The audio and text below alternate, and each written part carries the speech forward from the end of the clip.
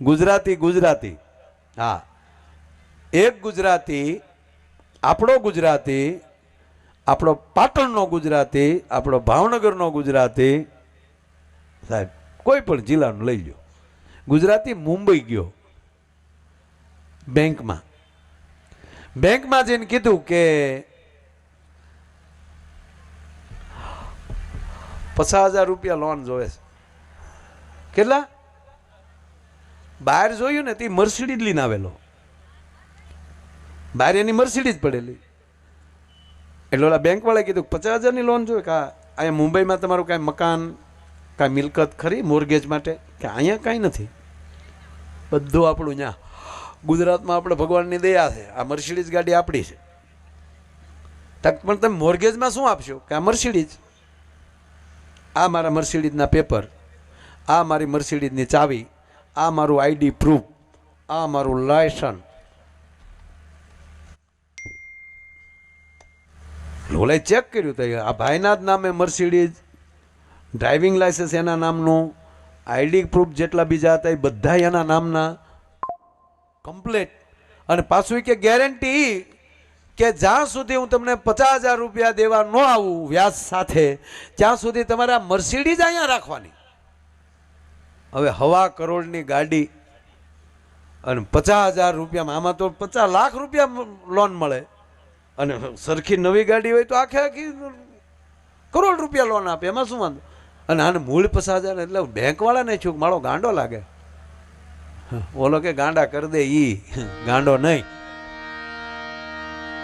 ઓલાને હવે આ મર્સિડીઝ જ આપતા હતા, પેપર આપી દીધા, અહીં તરત તમને કહો એને બધે જ્યાં કીધું ત્યાં એને સાઇન કરી દીધી, પેપર તૈયાર થઈ ગયા અને 50,000 રૂપિયા આપી દીધા. એટલે આ ગાડીના કાગળ અને સીધી બેંકના ગેરેજમાં એના શોપમાં એમ કહેવાય અંત પાછળ એ તરત મર્સિડીઝ મુકાઈ ગઈ, માથે ઢંકાઈ ગયું અને સાહેબ ઓલો માણા 50,000 રૂપિયા લઈને વયો ગયો.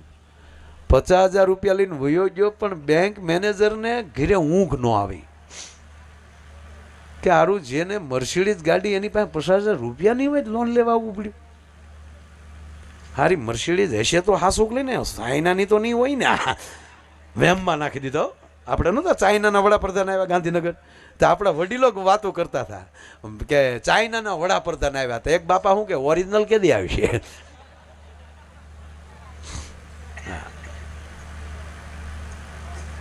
ઓલો રાતે પાછો બેંકમાં આવ્યો, પાછા પેપર જોયા, મારું પેપરે બરાબર, અને પાછું એને ઓલામાં નેટમાં નાખ્યું ક્યાં શોરૂમમાંથી નીકળી ગાડી એ આપ્યું. એ તો મર્સિડીઝનું તો બધું કમ્પ્લીટ હોય.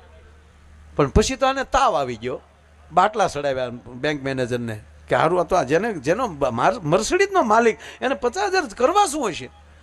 અને સાહેબ ઓલો 1 મહિને પાછો આવ્યો. 1 મહિને આવી કીધું કાલ્યો આ શીખ આવે ને આલ્યો આ સાહેબ આ 50,000 રૂપિયા, આ તમારો 1,000 રૂપિયા વ્યાજ, આ 51,000 રૂપિયા ગણી લ્યો, લાવો મારી ગાડી પાછી. એટલે સાહેબ આ પૈસા લેવાઈ ગયા, વ્યાજ લેવાઈ ગયું અને નો ડ્યુ સર્ટિફિકેટમાં સહી કરી દીધી અને પેપર પાછા આપ્યા અને ઓલો ફ્રી થઈ ગયો. એટલે મેનેજરે કીધું કે વડીલ કાં 2 મિનિટ બેસો ને, બોલો ને બાપ, મારી ચા પીવો. એ ચા લાવો, ચા મગાવી.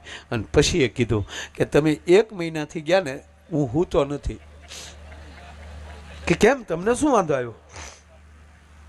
બસ મને એક જ થયું કે જેને મર્સિડીઝ ગાડી ઘરની એને 50,000 કરવા શું હશે? એટલે કેમ, માણસને જરૂર ન પડે પૈસાની? કે પણ મને ગાંડા ભાઈ એ તો કહો કે તમે આ ગાડી મૂકીને પાછી તમે લોન લીધી, એ તો નગર પેપરથી દઈએ કાંઈ, પણ તમે ગાડી મૂકતા ગયા. ભલામણા એ તો મને કહો તમે આ કર્યું. આપણો બોલો ભાઈ કે એવું હોય ને તો તમારે ગુજરાતમાં જન્મ લેવો પડે તો આ સમજાય, એમણામ ન સમજાય. અરે કે નહીં મારા બાપ મને કહે નહીં તો હું આપઘાત કરીશ. હવે કે વડીલ એવું કાંઈ નથી સાહેબ. કે કેમ? તક મારે 1 મહિનો અમેરિકા જાવું છું, અહીંયા કોઈ મારો સગા સંબંધી વડીલ કોઈ નહોતું, કોઈ ઓળખાણ નહોતી, મારે ગાડી મૂકવી ક્યાં? અહીંયા એરપોર્ટના પાર્કિંગમાં મૂકું તો પર ડેના 700 રૂપિયા ચાર્જ લાગતો હતો પર ડેનો. એટલે 21,000 રૂપિયા તો ખાલી કે ન્યા થતા હતા 21,000.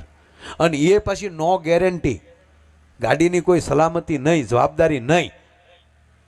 અને 21,000 ભાડું દેતાય આપણું ધ્યાન અમેરિકાથી આપણી ગાડી કોઈ રહે એની કરતાં મૂળ તમે 1,000 રૂપિયામાં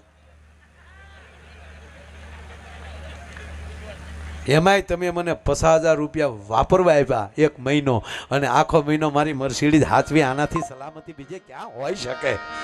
સાહેબ ઓલો બેંક મેનેજર બેભાન થઈ ગયો, તારી ભલે થાય. બેભાન થઈ ગયો અને પાછું કીધું કે હે ભગવાન મારી નાખ જન્મ મને ગુજરાતમાં આપ. એટલે ગરવી ગુજરાત જેવું ક્યાંય છે જ નહીં સાહેબ. ગુજરાતીને મજબૂત બનાવો.